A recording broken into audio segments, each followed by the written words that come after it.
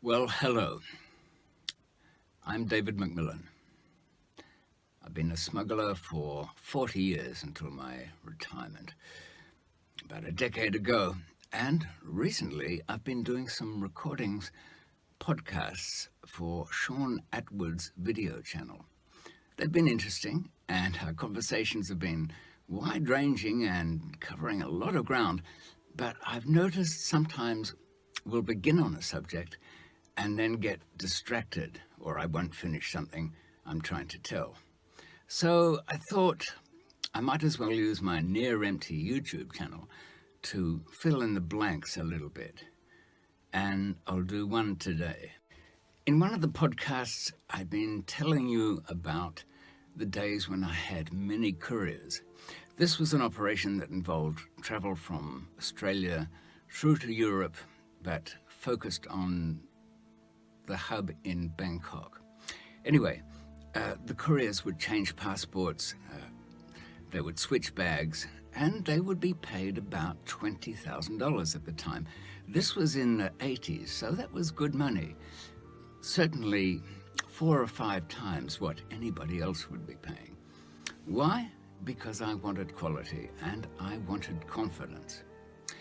One of the people, he was a very good courier. His name was Michael Sullivan, and he became a very close friend. But here's the interesting thing. And I'd begun to tell Shaun about this, but, well, we got happily distracted into something else. Michael worked for me for about a year. During that time, he'd traveled to Thailand, Bangkok, on again to Europe, then back to Australia. He knew the route pretty well. He had about 100,000 put aside, and then he came to me. Now, bear in mind, when I met Michael, he was prey to a lot of villainous crooks who would run into his house and throw guns in his face and take all his money, apart from wrecking the house. Threaten his wife, the usual thing that home invaders do. I put all that to bed for him. They went away. Some of them, as my old friend and mentor used to say, met with an accident.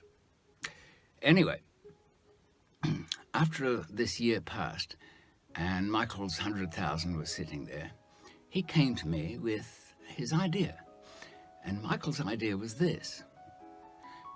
David, I've been thinking, look, I'd like to go into this business myself, not just be a courier. I mean, I've enjoyed working, but I should kind of go out on my own. Good, I said. Grand. The world's your oyster. Do what you want. There's no problem to me. What have you got in mind? So Michael then told me he wanted to travel to the Far East, buy up some dope, pack it, bring it back to Australia, sell it, get rich. So Michael, I said, how? What's your scheme for this? How are you going to do it? Well, he said, and this comes into play a lot of times when you might be doing business with friends. Michael said, look, I had in mind doing the same as what I did for you.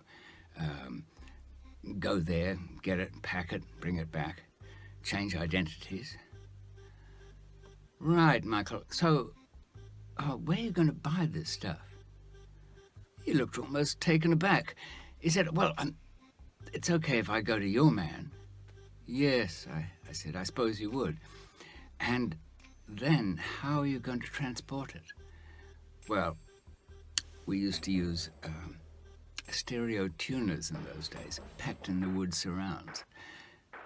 That's what he wanted to do. In fact, he said, David, can you perhaps give me one of your old stereos? Or better yet, make one up for me. So, Michael, I said, then what? You'll need other identities. How do you fix that? Well, David, he said, perhaps I could use the passports I was using for you. Oh, you mean the passports that I got you for my work? Yes, those are the ones. Fine. And when you get it back, what are you going to do? You didn't have much luck selling it before. In fact, you got robbed. Well, that's the thing, he said to me. David, could you perhaps sell it for me? You know, I'll give you something for that. Right, so you go to my man, you use my packing, you bring it back using my routes. And I sell it for you, and then I give you the money. Have I got everything right? Well, he said, yeah, I suppose it can seem like that, but in fact, there's one other thing. I'd kind of do this when you were already over there, you know, kind of smooth the way on my first one, as it were.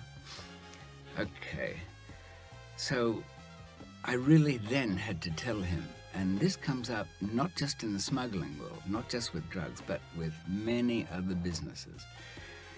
So it's worth knowing. It's a modern problem. Michael, I said, what you really want me to do is invite you completely into my business, do everything that I do, but you don't really do it.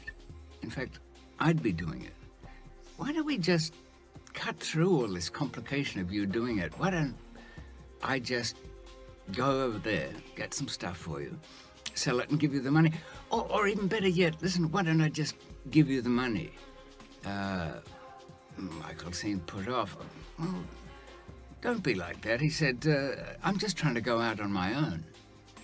Well, that's the point. People don't do that. It's not their own. There's nothing about it that's their own.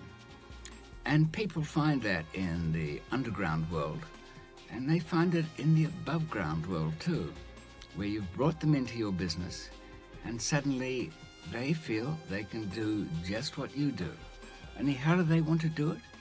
Riding on your back. It's pretty straight, isn't it? It's a bit like, can I move into your house, and if you don't mind terribly, I'll fuck your wife from time to time? Or am I putting it too crudely? Well, I had a chat with Michael, said everything straight. I think he understood, kind of.